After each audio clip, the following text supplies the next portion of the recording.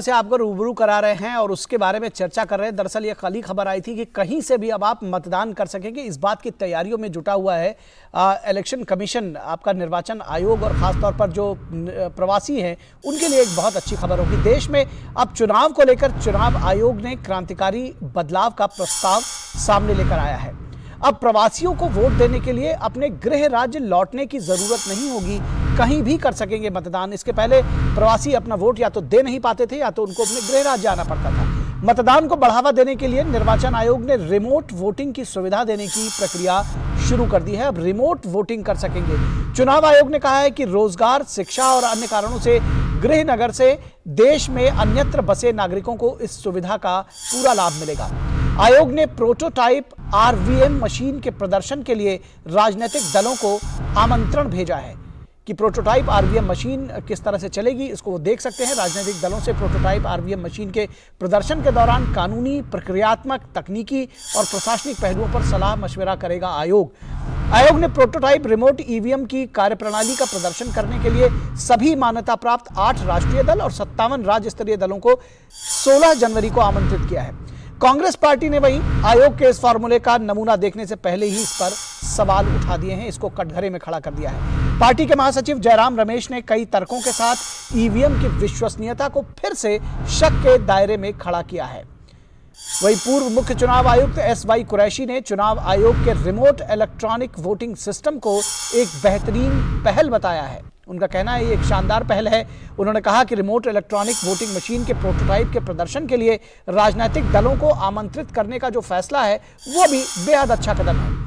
सबसे बड़ा सवाल कि कांग्रेस पार्टी हार के बाद ठीकरा ईवीएम मशीन पर फोड़ती है लेकिन जीत पर श्रेय आलाकमान को देती है। तो वो पहले तय कर ले कि जीत पर किसको श्रेय देना है और हार पर किसको। लेकिन पार्टी जब चुनाव सुधारों की बात होती है तो उसमें एक बार फिर से पीछे हट जाती है।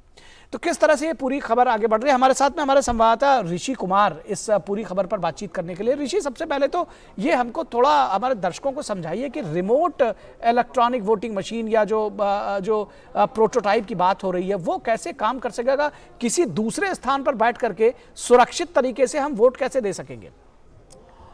देखिए निखिल, जिस तरीके से ये पूरा जो प्रोसेस है चुनाव आयोग जो शुरू किया है और इसके लिए एक प्रोटोटाइप मशीन के प्रदर्शन को लेकर उन्होंने राजनीतिक दलों को बुलाया है। निश्चित तौर से ये उसी तरीके का कदम है जब 70 के दशक में ईवीएम का एक प्रोटोटाइप राजनीतिक दलों के सामने रखा गया था और 1980 में आकर उस ईवीएम को करीब करीब सभी राजनीतिक दलों ने न सिर्फ स्वीकार किया था कि बल्कि हमने अपने चुनाव प्रणाली में उसको शामिल भी कर लिया था।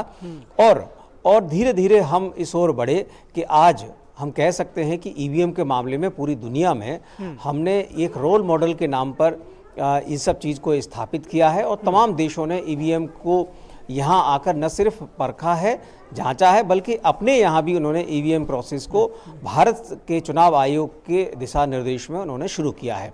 इसी कड़ी में अगर हम कहें तो ये वही प्रक्रिया है और ईवीएम में ये जो प्रोटोटाइप ईवीएम वोटिंग मशीन होगी इसमें 70 से अधिक जो निर्वाचन क्षेत्र होंगे उनमें एक ही जगह से, एक ही पोलिंग बूथ से उन स्थानों पर वोटिंग करने का ये जो तरीका होगा वो यहाँ से शुरू किया जाएगा, जिसमें कि हर राज्य में मुझे लगता है इसमें बड़े बड़े केंद्र होंगे या फिर जिला स्तरों पर रखे जाएंगे। हालांकि बहुत सारी चीज़ें अभी स्पष्ट होना बाकी है, लेकिन अभी जो पहला जो चरण है, इस चरण में पहले जो मशीन है और मशीन की जो कार्यप्रणाली है उसको लेकर चुनाव आयोग राजनीतिक दलों के सामने आया है।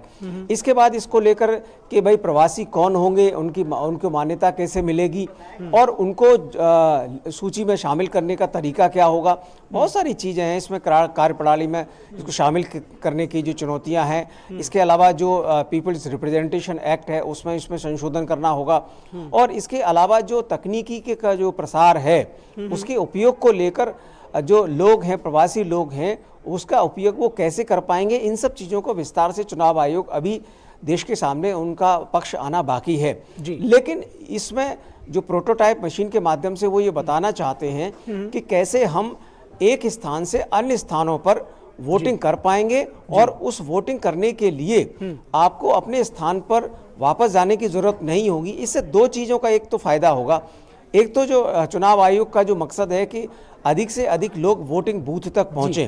तो जो पहले वोटिंग बूथ तक पहुंचने के स्थानीय ज़रूरतों को पूरा करने वहां जाना पड़ता था, वो उन्हें जाने की ज़रूरत नहीं होगी। दूसरा ये कि डुप्लीकेसी जो हुआ करती थी एक पोलिंग बूथ पे, जो वोटर आईडी कार्ड को लेकर, कई लोग इस वजह से अपना नाम अपने स्थानीय निवास से नहीं कटवाते थे, क्योंकि उनकी एक बहुत बड़ा पहचान पत्र के रूप में भी रहता था और दूसरे शहरों में भी उनका वोटर लिस्ट में नाम हो जाता था। हालांकि आधार से जोड़ने की इस पहल में इसको काफ़ी हद तक सुधारा गया है, लेकिन अभी भी इस तरीके के आंकड़े मिल जाते हैं कि एक व्यक्ति का एक जगह से अधिक वोट हो जाता है। तो ऐसी परिस्थितियों को रोकने में भी इसमें कामयाबी मिलेगी, क्योंकि अगर व्यक्ति का वोट उसके स्थानीय वोट के अनुसार उसको यहाँ पर वोट डालने का मौका मिलेगा, तो उसको उस तरीके की जरूरत नहीं पड़ेगी।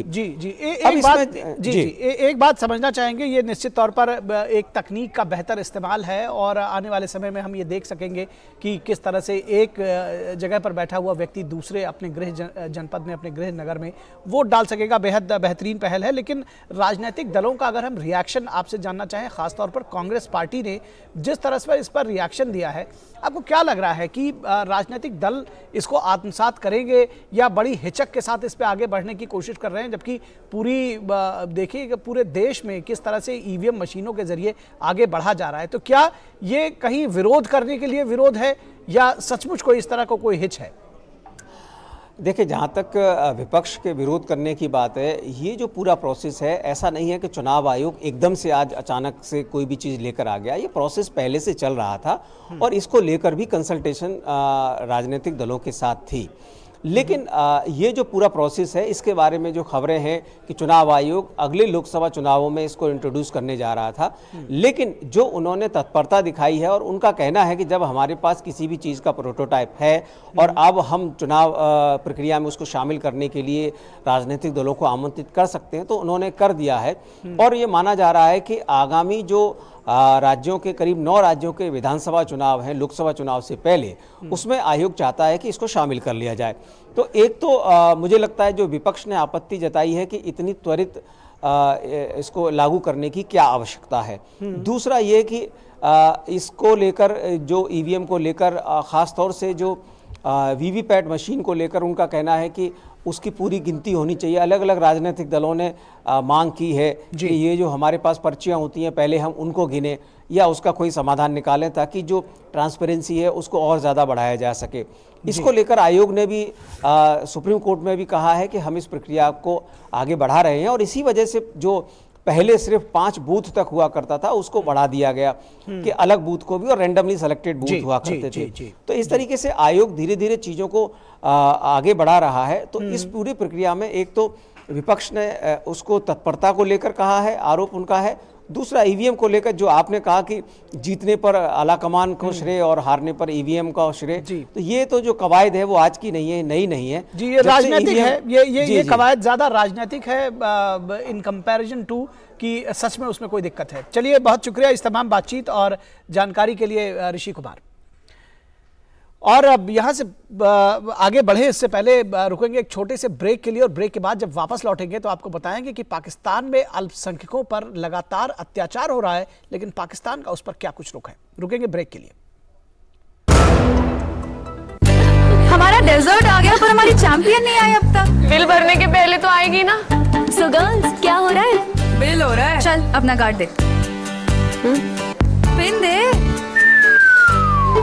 RBI कहता है अपना पिन, OTP, CVV या इंटरनेट बैंकिंग पासवर्ड